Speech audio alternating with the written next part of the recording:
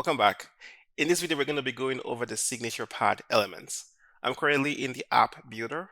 I'm just going to jump into the elements tab and scroll down into the form section. I can see my signature pad elements. All right. I'm just going to drag and drop this element into my form and quickly realign or reposition this element just so that this looks somewhat presentable. Put some margin at the top. All right.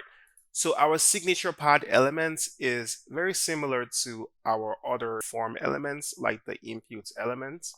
If we jump into the attributes, we're going to see recognizable attributes like the app data field, manage data flow, the value, and some other element specific attributes like the dot size, the minimum width, the maximum width, the throttle. These are all the signature pad specific configuration. All right, let's take it from the top.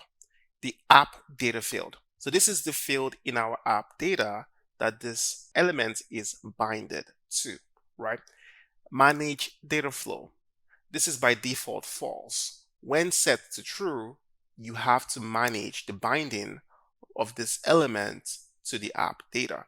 So if you set this to true, then you would have to provide the functions that manage the beginning and the end of the signature. And you also have to manage or provide the value of the signature the same way we do it in the input element, the text area element, the checkbox, the radio button elements.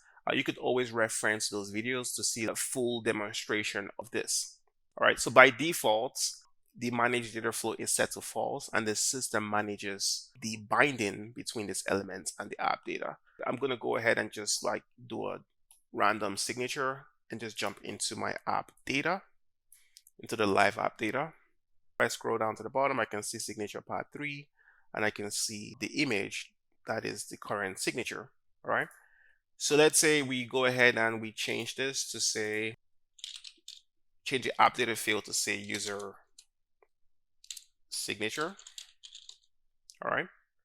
So now when we sign, right, we could basically look into our app data and we can see that the user signature now has that signature image, right? So let's look at some other configurations. We have the dot size, and this is the size of our signature, the width of it. So let's say we wanted to change it to something maybe somewhat dramatic. So let's say we change it to 4, right? If we type, you can see, right, that it's much thicker, right? And let's say we change the dot size to like 5, right? As you can see, it's still the same size as the minimum width, but let's change the maximum width to, let's say, 6, and then we can see that increased width, right?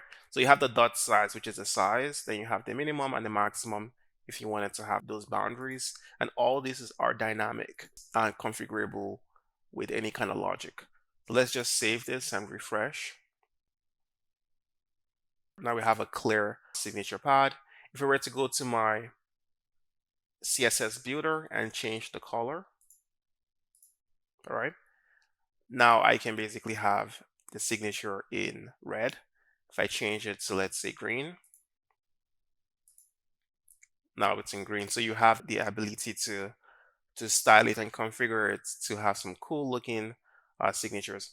So that's it for the signature pad elements. This is useful when you have a simple use case and you don't feel the need to use in-house sign. You can always use the signature pad for quick signatures from your end users. All right, that's it for this video. Catch you in the next one.